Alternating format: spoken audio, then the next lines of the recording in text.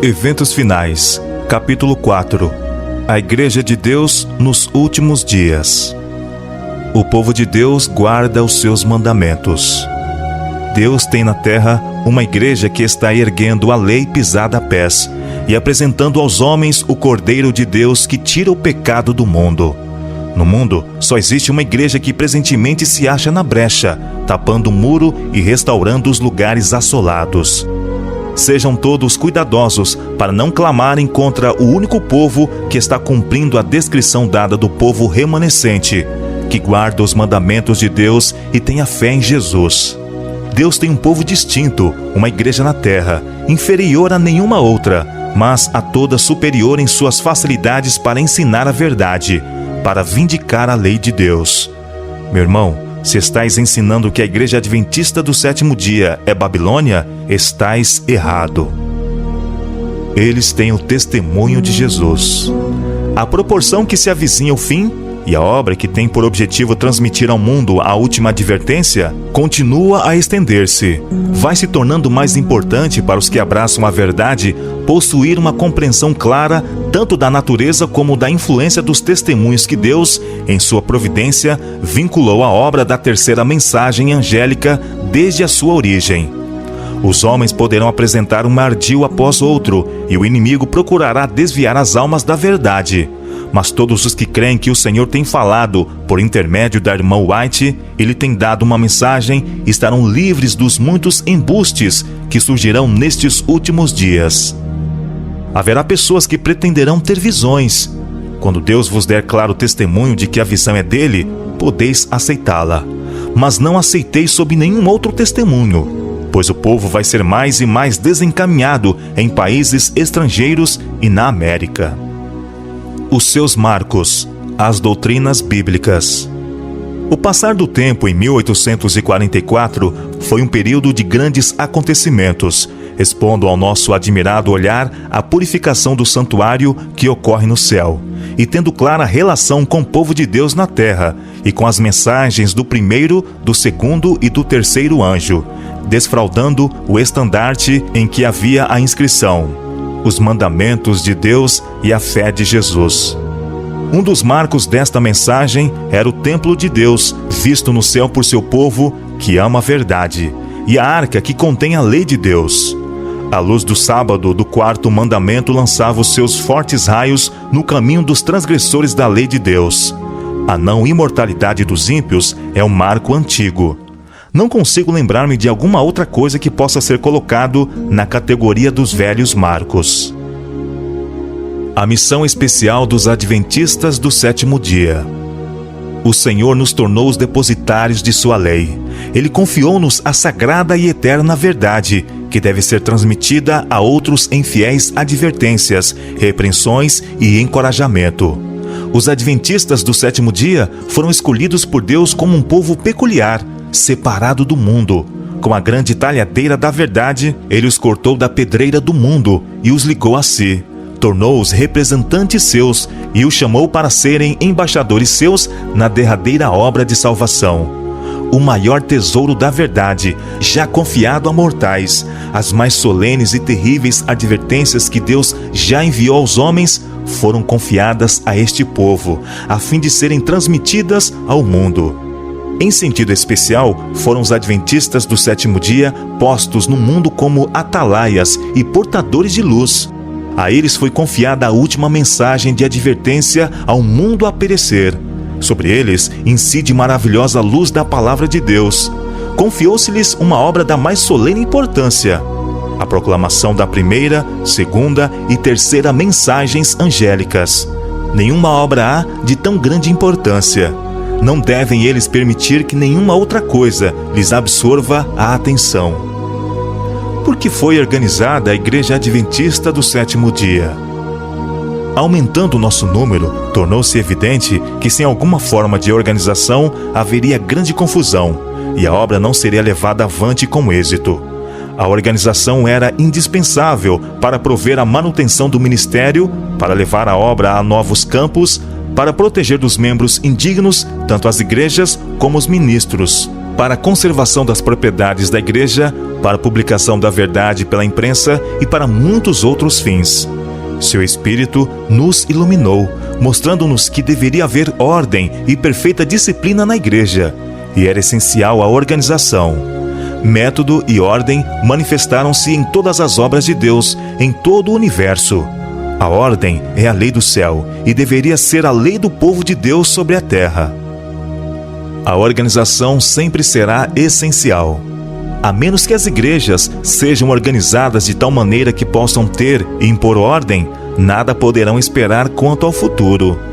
Oh, como Satanás se regozijaria se alcançasse êxito em seus esforços de penetrar no meio deste povo e desorganizar a obra num tempo em que a organização integral é essencial e constitui a maior força para evitar os levantes espúrios e refutar pretensões não abandonadas pela palavra de Deus.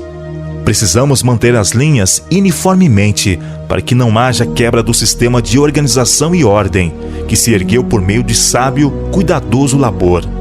Não se deve dar autonomia a elementos desordeiros que desejem controlar a obra neste tempo. Alguns têm apresentado a ideia de que, ao aproximar-nos do fim do tempo, cada filho de Deus agirá independentemente de qualquer organização religiosa. Mas fui instruída pelo Senhor de que nesta obra não há isso de cada qual ser independente.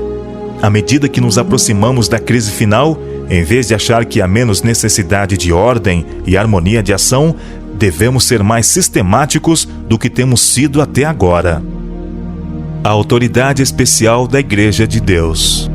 Deus investiu sua igreja de especial autoridade, que ninguém tem razão em desrespeitar e desprezar, pois ao proceder assim, está desprezando a voz de Deus. O mais alto poder abaixo do céu concedeu o Senhor à sua igreja. É a voz de Deus em seu povo reunido na qualidade de uma igreja que deve ser respeitada. Um tempo de debilidade e cegueira espirituais. Foi confirmado tudo quanto declarei em Minneapolis, que precisava haver uma reforma nas igrejas. Deviam ser efetuadas reformas, pois a debilidade e a cegueira espirituais se apossaram das pessoas que tinham sido agraciadas com grande luz e preciosas oportunidades e privilégios. Como reformadores, eles haviam saído das igrejas denominacionais, mas desempenham agora uma parte semelhante à que desempenharam as igrejas. Tínhamos a esperança de que não haveria necessidade de outra saída. Embora nos esforcemos por preservar a unidade do Espírito no vínculo da paz, não deixaremos pela pena e pela voz de protestar contra o fanatismo. Cristo diz o seguinte daqueles que se ufanam de sua luz, mas não andam nela. Por isso eu vos digo que haverá menos rigor para Tiro e Sidom no dia do juízo do que para vós outros. E tu, Cafarnaum, adventistas do sétimo dia que tiveram grande luz, que te ergues até os céus, com referência a privilégios, serás abatida até os infernos, porque se em Sodoma tivesse sido feitos os prodígios que em ti se operaram, teria ela permanecido até hoje. A igreja está na condição laodiceana. A presença de Deus não está no meio dela. Abuso de poder na sede da igreja. A própria Associação Geral se está corrompendo com sentimentos e princípios errôneos. Tem os homens tirado injusta vantagem sobre aqueles que eles supõem estarem sob sua jurisdição. Determinaram coagir os indivíduos. Governariam ou arruinariam. O poder despótico que se tem desenvolvido, como se a posição tivesse feito dos homens deuses, faz-me temer e deveria causar temor. É uma maldição onde quer e por quem quer que seja exercido. Há pesadas responsabilidades em demasia sobre uns poucos homens, e alguns não fazem de Deus o seu conselheiro. Que sabem esses homens das necessidades da obra em campos estrangeiros? De que modo poderão saber como decidir as perguntas que lhes vêm pedindo informação? Seriam necessários 3 meses para os que estão em campos estrangeiros receberem a resposta de suas perguntas, mesmo que não houvesse demora em escrever. Os que vivem em países distantes não farão o que o bom senso lhes diz que é correto sem primeiro pedirem permissão a Battle Creek. Antes de prosseguirem, eles aguardam o sim ou não desse lugar. Não é sensato escolher só um homem para presidente da Associação Geral. A obra da Associação Geral tem se estendido e algumas coisas se têm tornado desnecessariamente complicadas. Tem se revelado uma falta de discernimento. Deve haver uma divisão do campo ou se deve idear qualquer outro plano para mudar a presente ordem de coisas. Líderes imprudentes não falam por Deus. A voz de Battle Creek, que tem sido considerada como autoridade para determinar de que maneira deve ser efetuada a obra, não é mais a voz de Deus. Faz alguns anos que eu considerava a Associação Geral como a voz de Deus. Isso desses homens se encontrarem no lugar sagrado para serem como a voz de Deus para o povo, conforme antes acreditávamos ser a Associação Geral, é algo que já passou. Não há necessidade de uma nova denominação. Tomais passagens dos testemunhos que falam do fim do tempo da graça, da sacudidura do povo de Deus, e falais da saída dentre esse povo de um outro povo mais puro, santo que surgirá. Ora, tudo isso agrada ao inimigo. Aceitassem muitos os pontos de vista que avançais, e falassem e agissem baseados nisso, e veríamos uma das maiores excitações fanáticas jamais testemunhadas entre os adventistas do sétimo dia. Isto é o que Satanás quer. O Senhor não vos deu uma mensagem para chamar os adventistas do sétimo dia Babilônia e chamar o povo de Deus a sair dela. Todas as razões que possais apresentar não podem, quanto a mim, ter peso nesse assunto, porque o Senhor me deu decisivo esclarecimento em oposição a tal mensagem. Se é que o Senhor ama a sua igreja, ela não deve ser desorganizada ou esfacelada em átomos independentes. Não há nisto a mínima coerência. Não existe a mínima evidência de que tal coisa venha a se dar. Digo-vos, meus irmãos, que o Senhor tem um corpo organizado por cujo intermédio ele irá operar. Quando alguém se afasta do corpo organizado do povo que observa os mandamentos de Deus, quando começa a pesar a igreja em suas balanças humanas e acusá-la, podeis saber que Deus não está dirigindo. Ele se encontra no caminho errado. Deus porá tudo em ordem. Não há necessidade de duvidar, de estar temeroso de que a obra não seja bem-sucedida. Deus está à testa da obra e porá tudo em ordem. Caso haja coisas necessitando serem ajustadas na direção da obra, Deus atenderá a isso e trabalhará para endireitar todo o erro. Tenhamos fé que Deus vai conduzir a nobre nau que transporta o seu povo em segurança para o porto. Não tem Deus uma igreja viva? Ele tem uma igreja, mas esta é a igreja militante e não a igreja triunfante. Entristecemo-nos de que haja membros defeituosos, de que haja joio no meio do trigo. Embora existam males na igreja e tenham de existir até o fim do mundo, a igreja destes últimos dias há de ser a luz do mundo poluído e desmoralizado pelo pecado. A igreja, débil e defeituosa, precisando ser repreendida, advertida e aconselhada, é o único objeto na terra ao qual Cristo confere sua suprema consideração. Os baluartes de Satanás nunca hão de triunfar. Acompanhará a terceira mensagem angélica. Como o capitão do exército do Senhor derrubou os muros de Jericó, assim triunfará o povo que guarda os mandamentos do Senhor, e serão derrotados todos os elementos oponentes. É recomendada a distribuição de responsabilidades. O que necessitamos agora é de reorganização. Precisamos começar pelos alicerces e edificar sobre um princípio diferente. Aqui há homens que estão à frente de nossas várias instituições, dos interesses educacionais e das associações em localidades e estados diferentes. Todos estes devem ser homens representativos, ter voz ativa em elaborar e formar os planos que serão postos em execução. Deve haver mais de 1, 2 ou 3 homens para atender a todo o vasto campo. A obra é grande e não há uma mente humana que por si só possa planejar a obra que precisa ser efetuada. Pois bem, desejo dizer que Deus não pôs algum régio poder em nossas fileiras para controlar este ou aquele ramo da obra. O trabalho tem sido muito restringido pelos esforços para controlá-lo em todo sentido. Precisa haver uma renovação, uma reorganização. Tem de ser introduzido um poder e vigor nas comissões que são necessárias. Devem ser formadas novas associações. Estava de acordo com o plano de Deus que fosse organizada a União-Associação na Australásia. Não é necessário mandar pedir o conselho de Battle Creek a milhares de quilômetros de distância e ter então de esperar semanas pela resposta. Aqueles que se encontram no próprio local devem decidir o que tem de ser feito. A Assembleia da Associação Geral de 1901 se mostra sensível.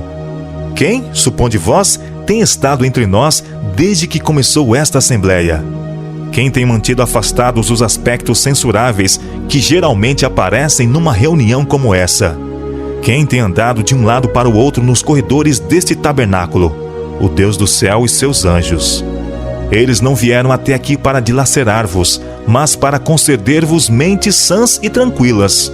Tem estado entre nós para realizar as obras de Deus e deter os poderes das trevas, para que não fosse impedida a obra que Ele queria que se realizasse.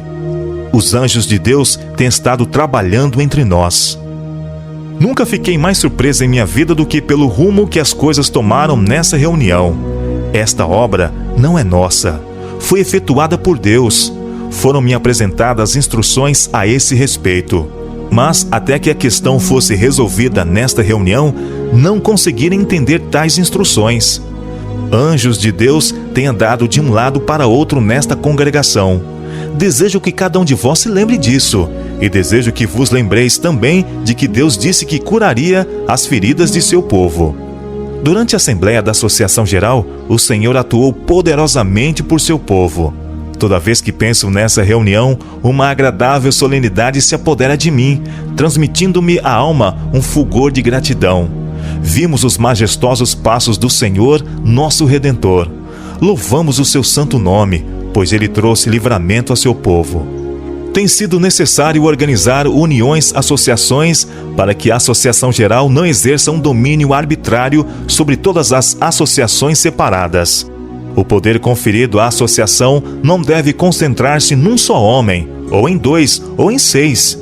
Deve haver um conselho de homens sobre as divisões separadas. É reafirmada a confiança na Organização Adventista do Sétimo Dia. Não podemos desviar-nos agora do fundamento estabelecido por Deus. Não podemos agora entrar em nenhuma nova organização, pois isto significaria apostasia da verdade.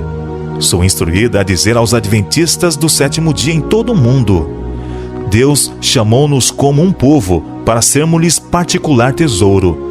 Ele designou que sua igreja na terra esteja perfeitamente unida no Espírito e no conselho do Senhor dos Exércitos até o fim do tempo. Por vezes, quando um pequeno grupo de homens, aos quais se acha confiada a direção geral da obra, tem procurado, em nome da Associação Geral, exercer planos imprudentes e restringir a obra de Deus, tenho dito que eu não poderia por mais tempo considerar a voz da Associação Geral representada por esses poucos homens como a voz de Deus. Mas isto não equivale a dizer que as decisões de uma associação geral, composta de uma assembleia de homens representativos e devidamente designados de todas as partes do campo, não deva ser respeitada. Deus ordenou que os representantes de sua igreja, de todas as partes da terra, quando reunidos numa associação geral, devem ter autoridade. O erro que alguns estão em perigo de cometer é dar à opinião e ao juízo de um homem, ou de um pequeno grupo de homens, a plena medida de autoridade e influência de que Deus revestiu sua igreja, no juízo e voz da Associação Geral, reunida para fazer planos para a prosperidade e avançamento de sua obra. Deus investiu sua igreja de especial autoridade e poder, por cuja desconsideração e desprezo ninguém se pode justificar, pois aquele que assim proceder despreza a voz de Deus. Sou animada e beneficiada ao compreender que o Deus de Israel ainda guia seu povo e que continuará com eles até ao fim. Uma declaração de W.C. White. Eu lhe contei como mamãe considerava a experiência da igreja remanescente e falei sobre o seu ensino positivo de que Deus não permitiria que esta denominação apostatasse tão completamente que houvesse o aparecimento de outra igreja. O reavivamento espiritual ainda é necessário. Certa vez, ao meio-dia, eu estava escrevendo sobre a obra que poderia ter sido realizada na última Assembleia da Associação Geral, em 1901, se os homens em posição de confiança houvessem seguido a vontade e o caminho de Deus. Os que têm tido grande luz não têm andado na luz. A reunião se encerrou e não foi efetuada a mudança. Os homens não se humilharam diante do Senhor como deveriam ter feito, e não foi comunicado o Espírito Santo. Eu havia escrito até esse ponto, quando perdi a consciência e parecia estar presenciando uma cena em Battle Creek. Estávamos reunidos no auditório do tabernáculo. Foi feita uma oração, cantado um hino e houve outra oração. Fizeram-se fervorosas súplicas a Deus. A reunião foi assinalada pela presença do Espírito Santo. Ninguém parecia ser tão orgulhoso que não pudesse fazer sincera confissão, e os que tomaram a dianteira nessa obra foram os que tinham influência, mas antes não tiveram coragem para confessar seus pecados. Houve tal regozijo como nunca dantes se ouvira no tabernáculo. Então despertei de meu estado de inconsciência e durante algum tempo não consegui lembrar-me de onde eu estava. Ainda tinha a caneta na mão. Foram-me proferidas palavras. Isto poderia haver acontecido. O Senhor esperava realizar tudo isso por seu povo. Todo o céu estava à espera para ser benigno. Pensei onde poderíamos encontrar-nos se houvesse sido efetuada uma obra cabal na última Assembleia da Associação Geral. Fiquei profundamente impressionada pelas cenas que recentemente passaram diante de mim à noite. Parecia existir um grande movimento, um trabalho de reavivamento em ação em vários lugares.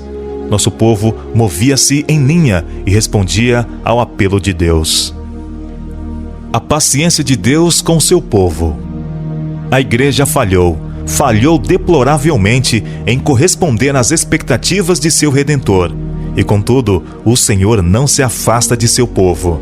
Ainda é complacente com eles, não por causa de alguma bondade que se encontre neles, mas para que o seu nome não seja desonrado perante os inimigos da verdade e da justiça, para que as instrumentalidades satânicas não exultem na destruição do povo de Deus. Por muito tempo, ele tem suportado sua obstinação, descrença e insensatez. O Senhor os tem disciplinado com admirável clemência e compaixão. Se atenderem às suas instruções, Ele removerá suas más tendências, salvando-os com uma salvação eterna e tornando-os eternos monumentos do poder de sua graça. Devemos lembrar que a igreja, enfraquecida e defeituosa como seja, é o único objeto na terra a que Cristo concede sua suprema consideração. Ele vela constantemente com solicitude por ela e a fortalece por seu Espírito. Deus coopera com os que são fiéis a Ele. O Senhor Jesus sempre terá um povo escolhido para servi-lo. Quando o povo judeu rejeitou a Cristo, o príncipe da vida, Ele tirou-lhes o reino de Deus e entregou-o aos gentios. Deus continuará lidando com cada ramo de sua obra, de acordo com esse princípio. Quando uma igreja demonstra ser infiel à palavra do Senhor, seja qual for sua posição, e por mais elevada e sagrada que seja sua vocação, o Senhor não pode cooperar com eles.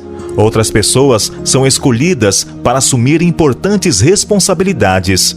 No entanto, se estes, por sua vez, não purificarem a vida de toda a má ação, se não estabelecerem puros e santos princípios em todos os aspectos de sua vida, o Senhor os afligirá e humilhará dolorosamente, e a não ser que se arrependam, os removerá da posição que ocupam, tornando-os um opróbrio. Julgados pela luz concedida. Nas balanças do santuário há de ser pesada a Igreja Adventista do Sétimo Dia. Ela será julgada pelos privilégios e vantagens que tem gozado. Se sua experiência espiritual não corresponde às vantagens que a preço infinito Cristo lhe concedeu, se as bênçãos que lhe foram conferidas não habilitarem para fazer a obra que lhe foi confiada, sobre ela será pronunciada a sentença: achada em falta. Pela luz que lhe foi concedida, pelas oportunidades dadas, será ela julgada. Solenes admoestações e advertências, manifestas na destruição de muito acariciadas instalações para o serviço, como que nos dizem: Lembra-te, pois, de onde caíste, e arrepende-te, e pratica as primeiras obras.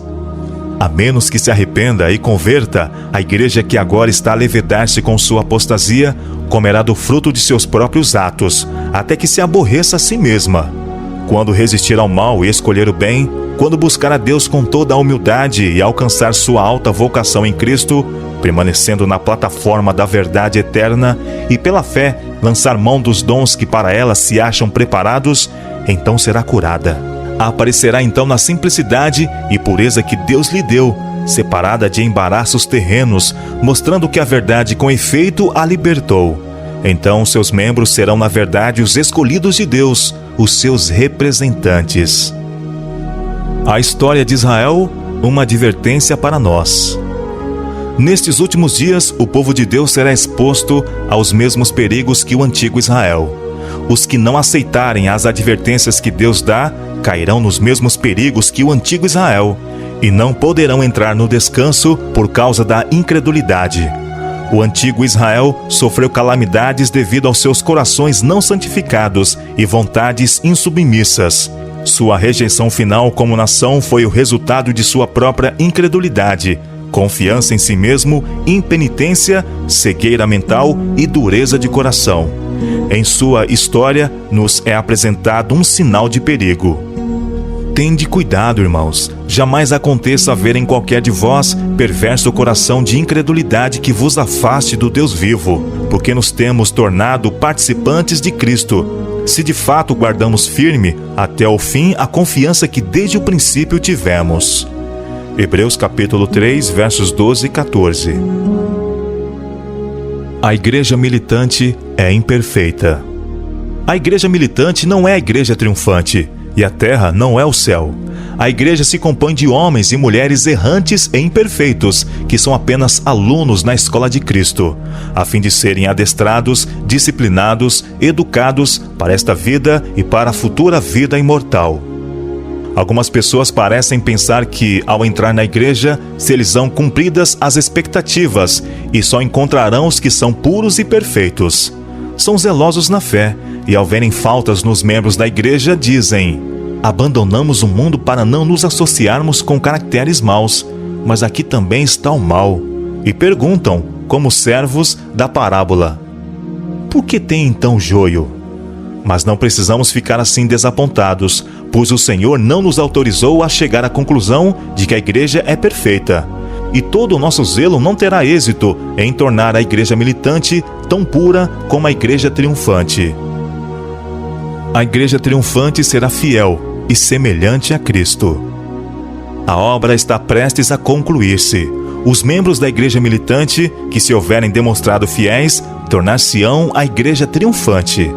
A vida de Cristo estava imbuída da divina mensagem do amor de Deus e anelava intensamente transmitir esse amor aos outros em abundante medida.